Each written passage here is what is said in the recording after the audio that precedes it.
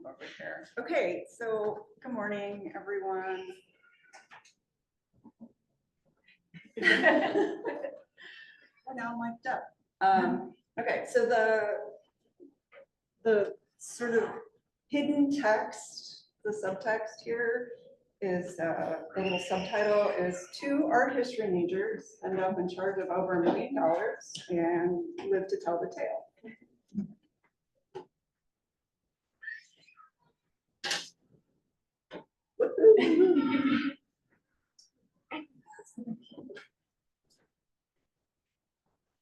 So first up, a little bit about the law library at UCI.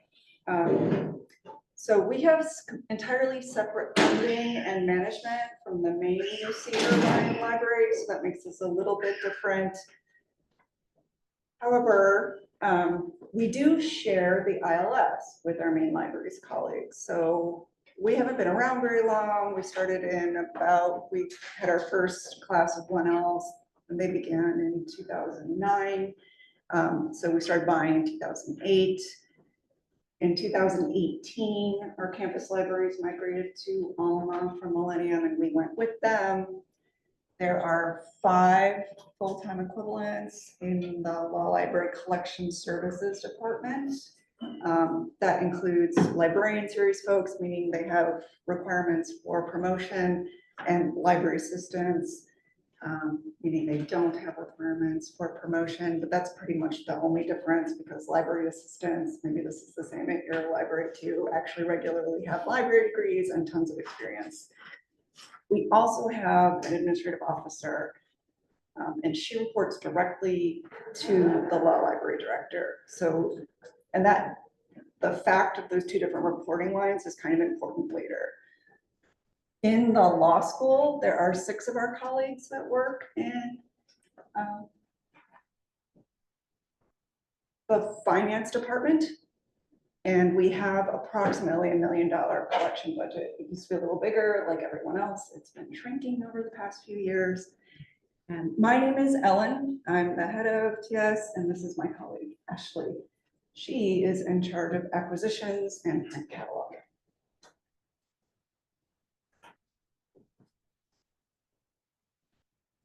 So I'm going to talk a little bit about what this technological update was that led to increased collaboration throughout UCI law libraries, or main libraries and the law library. So what it was, it's an app. It was developed by an employee at the main library at UC Irvine, and it sends data from Alma to our campus payment system. So XML is sent from Alma via an API, and then a cron job, which is a job that's scheduled to run at a certain time, runs twice a week. So our feed is separate from the main libraries. Ours runs on Mondays and Wednesdays, and theirs runs on Tuesdays and Thursdays. And then once complete, an integration profile updates payment information in Alma and closes out the invoices.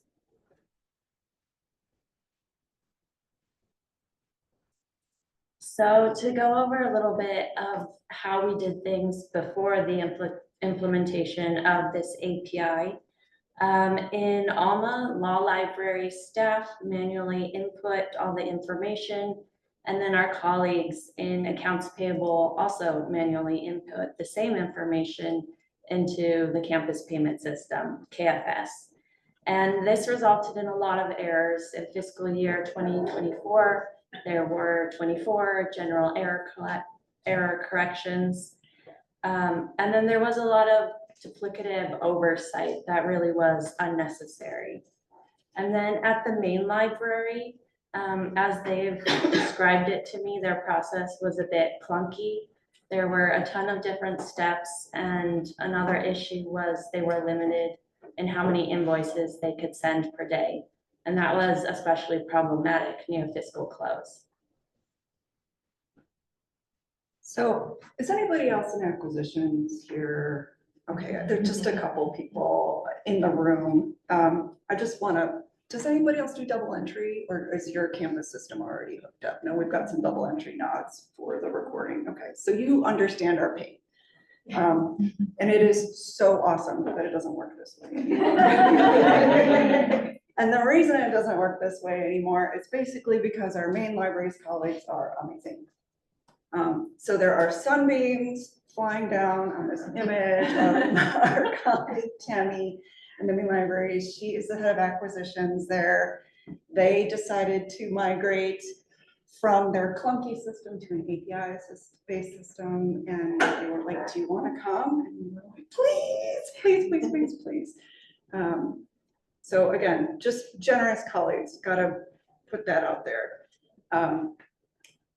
But in addition to generous colleagues, we were in the library interested in being collaborative and had spent years developing collaborative relationships with our colleagues. So as soon as they let us know that they were thinking about this, we identified all the needs and interests. So obviously our own department, in the law school, our colleagues in the separate finance department there were very interested in how we would be paying for things, of course.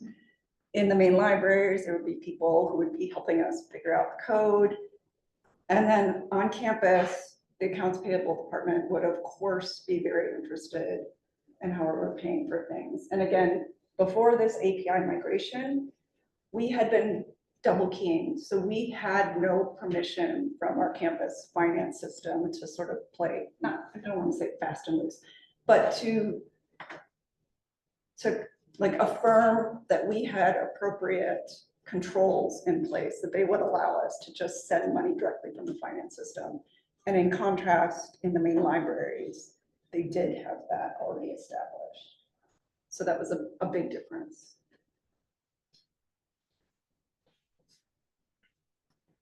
So in our communications with both law and campus finance, what became clear was that a separation of duties at different stages in the payment process was going to be necessary.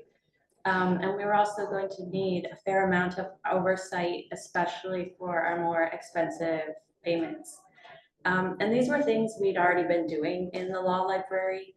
We just took this as an opportunity to formalize those processes and document them for our colleagues. We needed a variety of different permissions and codes from campus finance. Just as an example of kind of how this took quite a long time to implement, is there was one 4-digit code we needed, and it took months and months to get this code. And this was due to different factors. One is that although this project was a top priority for us, it really wasn't for most of the other people we were working with. And that's totally understandable. There were also other things that came up. The campus payment system got an upgrade. And of course, there was a problem with the upgrade. People were out of the office at different times. So basically, a lot of my communication was just sending follow-up emails. Polite, Yes. persistent follow-up emails. So this next slide is like a nice grid.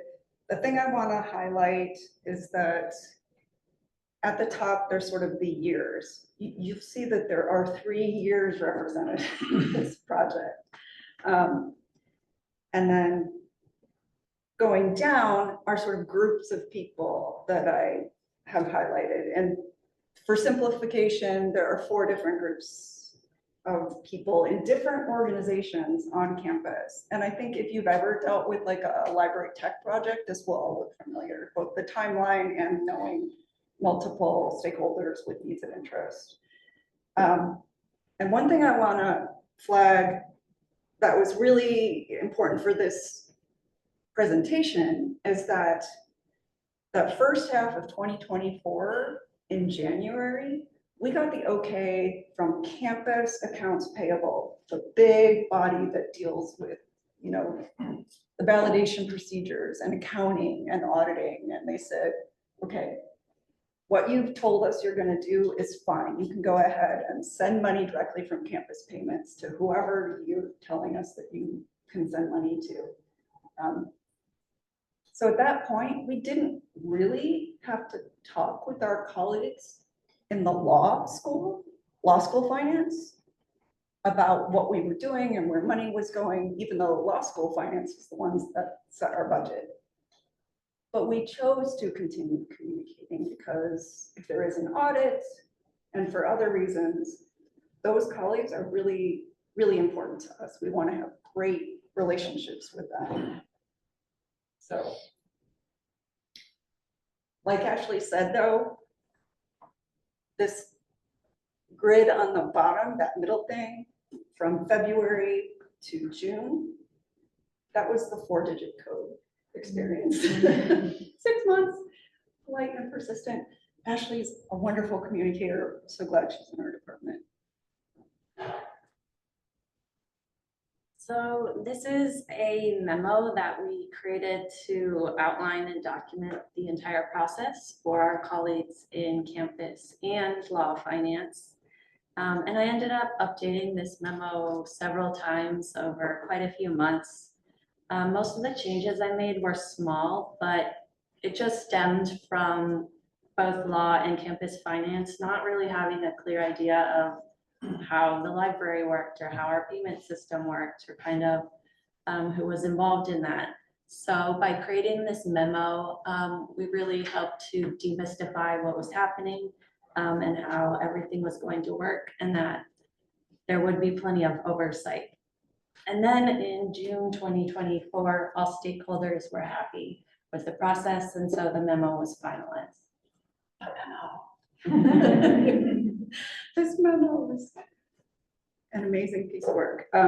Okay, so this overview of the process that's included on the memo, one of the pages of the memo, it's the super high level overview. If it's a little blurry, it's fine. My overall point here is just that the little tiny yellowy screen that takes up about less than 10% of this flow chart, that's the tech, that's the XML moving back and forth. Everything else is the stuff that had to be addressed and formalized and okayed.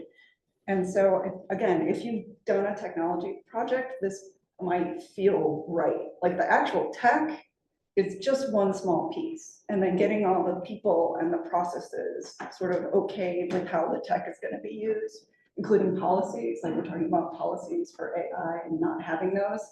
We need to have all the policies and procedures and set before we were going to deal with the actual tech, which was a tiny piece of the project. So for the technical aspects of the feed, as I mentioned earlier, our feed is separate from the main library's feed. And one of our colleagues in the main libraries maintains both of the feeds. And I did just want to mention here that that is very generous of them. And we are very appreciative because IT in the main libraries is under no obligation to work with us, to work on projects at the law library. So without their help, we wouldn't have been able to complete this project. And then the other key technical elements are basically ensuring that all of our identifiers are correct in every invoice we send through the feed, in all of our vendor records in Alma. And then lastly, what actually triggers an invoice's payment is that it's in the waiting for payment status in Alma on Monday or Wednesday afternoon. So once the feed went live in July of 2024, there were still various issues that we had to contend with. Some of the fields that we were inputting information from in our campus payment system from Alma, we ended up changing because it wasn't working the way we were reconciling everything. So we just really carefully monitored those first few transactions to see ways we could improve the system. And then once again, I did want to say that having really generous and collaborative colleagues was essential, both to get this feed going and ongoing. just the other month, one of our colleagues, the one with the sunbeams, the photo from earlier, she shared with me a way to work around a tax calculation issue in Alma. The way the two systems round is different. So sometimes our expenditures are a cent or so off.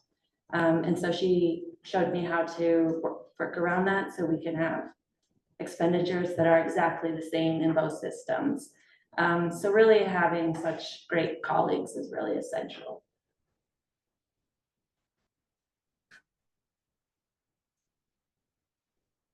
All right, so for the couple people in the room, we're like, is this actually worth it? So for us, what we saw is sort of time-consuming general error corrections against the main campus ledger. We reduced them from 24 one fiscal year to 0 in the next. The reconciliation between Alma and the campus system, we went from $2 off in 1 year to 1 cent off. And we expect to be perfectly aligned this next fiscal year. We went from having colleagues in the law school finance department having to review high value invoices, 36 of them in 1 fiscal year, to now having to do no review beforehand because our internal processes for having those reviewed have been blessed by the larger campus finance system. And in addition, as head of the department, I am delighted to point out that we now have much more formalized and clarified roles for separating duties, for getting things reconciled, for making sure that everything we buy actually complies with campus requirements for a decent audit trail. And any successors are going to have great documentation for exactly how that works and why it's appropriate on our campus. We also have much better relationships with our colleagues in law school finance. That's really important. Again, we're a very small piece of a bigger organization, and our colleagues in the finance department in the law school have a lot of influence on our budget. So having a good relationship with them is super important. Our vendors love getting paid.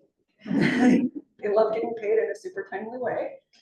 And our campus accounts payable folks are really glad to not have to see hundreds of invoices from us. Focus on other stuff. And so at the end of our first year using the feed, so that ended the end of June of this year, we created another memo that we sent to the stakeholders, basically to provide an overview of how the feed had been successful this first year, and also to thank them for all of their support in getting this set up. And then we met with a couple members of the law finance team to hear from their perspective how the feed had gone, how their lessened oversight felt, and they thought the feed was as successful as we did. So that was really great to hear. So yeah, I heard a couple comments in passing about the burden of reporting. Sometimes it can feel like, oh my goodness, I'm doing my job and I have to tell you about how I do my job. And I want to encourage folks to also think of it as an opportunity to show off what you're doing, how great it is, how much time it saves other people, how happy it makes students, whatever. But just to take a reporting obligation as an opportunity. And it doesn't have to be a big, long report. It can be 1 page. So some of the things that I think were our success factors are, of course, collaboration, just being very open to engaging stakeholders and to include people who might not need formal oversight over your project, but whose relationships are still important to you. Transparency, you know, having a really great documented work product or workflow and having all of your like invoices available to different people, that makes people feel really confident about the money you're spending and the work you're doing. And it makes leadership feel really confident about the work you're doing. So yay for that. And of course, clean data is hugely important. Ashley's mentioned it a couple times. There was a lot of work looking at vendor records. I will be honest, like that took effort to get vendor records in Alma to match up really beautifully with the vendor records in the campus payment system. And of course, as we mentioned, planning in realistic priorities of your collaborators. Like our campus accounts payable department is running many other feeds where departments directly want to pay out of the campus finance system. Where at a UC, there's a lot more money involved in our little $1 million budget. So like Ashley said, they had other things to think about, and that's fine. Just like persistent, polite follow-up. And then we had some existing processes involved that we just sort of built on. So for example, we were already getting an authorization for big ticket items, and we just sort of used that when we were writing up how we would do internal checks and balances to get campus AP okay. And then for some more takeaways, one is to be realistic and adaptable. As we said, this whole process took a while. It was 2 years to complete it. And it involved many different people and different departments. And so we had to be realistic that, as we've said, they had other priorities. In terms of technology, UCI is a Microsoft campus, so we use SharePoint to share and store documents. But obviously, whatever technology is available to you would work. And then lastly, our reporting and reconciliation processes, they require that we have people in different departments within the library who can oversee different parts of the process. And so that's really only possible now and will continue to be possible because we have assurances from library admin that they will maintain those positions since they are crucial to the functioning of our acquisitions department.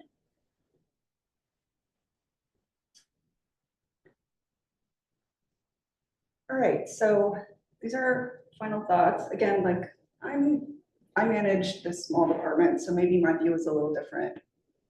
I do understand it's a burden to report. I do.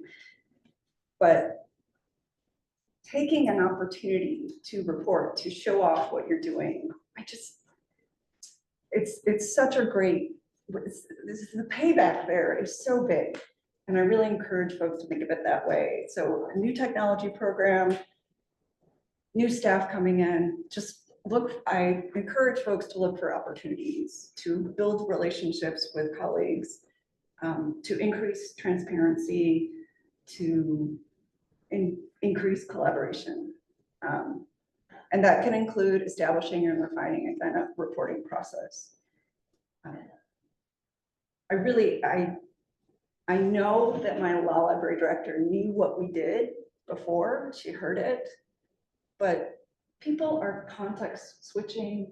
They have different priorities. It can be very hard to remember. Now she has a really good idea. Like there's a one pager that says how many hundreds of invoices we deal with every year, exactly how much money we're dealing with, what kinds of invoices they are. That's really helpful.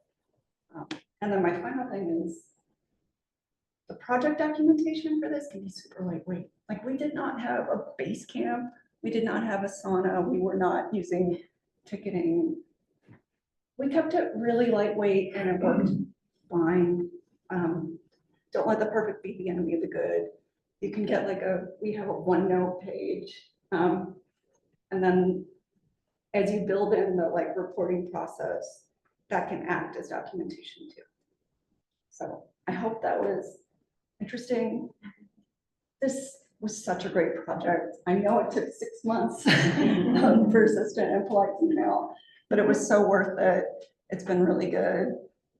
If you are lucky enough to have that as an option in the future, go for it. It makes your life better. All right. So any questions? I think we sped through that.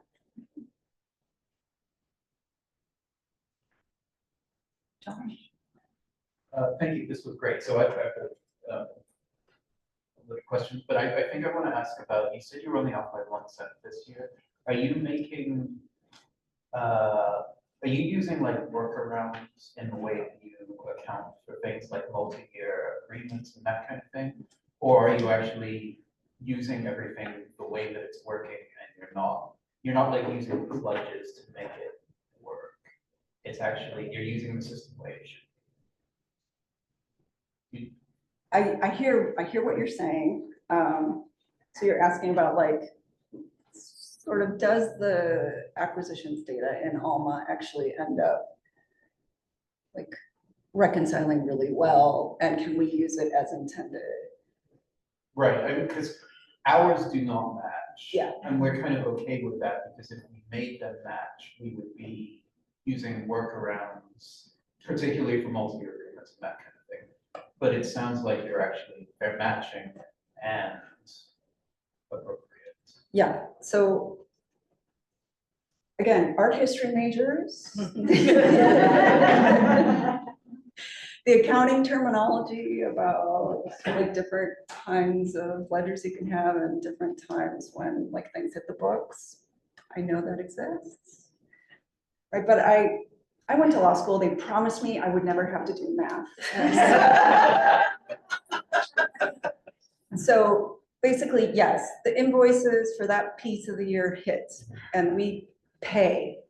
And they just have to match perfectly. The fact that Alma also ends up thinking later that we are encumbered for the next year, because we say the POL is, the value of it is just this year's part, might be distressing for some libraries that want to get a better picture of like their multi-year obligations. But the way we've conceptualized things, I can get Mark's, is that correct? So Ashley is actually the person who deals with invoices. I should actually. Yeah, I guess, so this year, something I'm trying out is for some of our encumbrances where we've paid for multiple years. I am changing the amount to $1 so that those don't actually show up, so I can get a more accurate picture. And then that way I can also track at the beginning of next fiscal year which ones I've kind of artificially changed and update those, because despite the fact that I give a renewal date of 2028, Alma is still thinking we're encumbering all that money. So yeah, we do have that, or I'm testing that workaround right now. Yeah, so the POs versus invoices thing, like, we're really just talking about invoices and we just want those to match. And campus has no idea what our future encumbrances are and they don't care. But it might be different. I have a question. What about in terms of currency? Because sometimes like in Alma, we'll pay using British pounds and that's how we'll actually enter it. How do you reconcile the difference in currencies? So we don't actually have that problem, but you could talk to my colleague Tammy. We just do American dollars, so it hasn't been an issue for us. Okay. But I know they deal with that, so. They do deal with it, yes. And so the API can handle multiple currencies and setting values, and it will almost certainly define the sentence. So, are you integrated? No, we're not. Whoa. But Working on it. yeah, working on it. Sorry, one more question. What is the ERP that your campus uses? The Quality. It's not very common. But I know other UCs use a different one and still integrate, so. Oh, okay. So this is just specific to UCI. It's not like a UC wide. Okay. Other questions? Yes. So I'm in the process of revisiting our acquisition, and I was getting, I really appreciate your presentation. Because it gives me it's revitalizing some thoughts, and I appreciate all the documentation. So thank you for that. I appreciate it. And I missed the very beginning. So did you talk about the vendors that you're using on this system, or did you mention how you're purchasing your items or anything like that? Yeah, there was one slide at the beginning that went over sort of the process. So we We set up our vendors in the campus payment system, and the vendor verification process uses Payment works. Payment Works. Okay, thank you. So we joke about like not being able to pay like $100,000 for this important law newsletter that my mom writes, because there's too many verification steps before we can just send out a check. Thank you. Yes. Have you noticed that this project improved your fiscal year rollover? Like, do you still have a lot of downtime when you can't process invoices and things like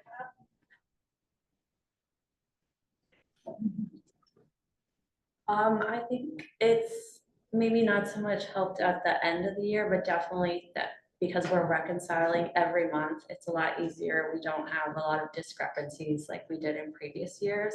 So I think it's more felt throughout the year, the benefit. And we already had a lot of controls at rollover based on campus deadlines and main library deadlines, and we sort of went with their deadlines. We, like most libraries, we're still, a month before the fiscal close, like buying everything. And like looking at which invoices can fit into our allocation. So it hasn't cured that, if that's what you're asking.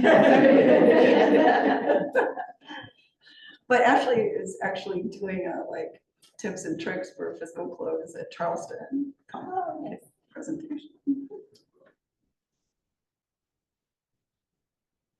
Any other questions? Writing reports is good, y'all. I think that was. It makes people trust you, and that's great.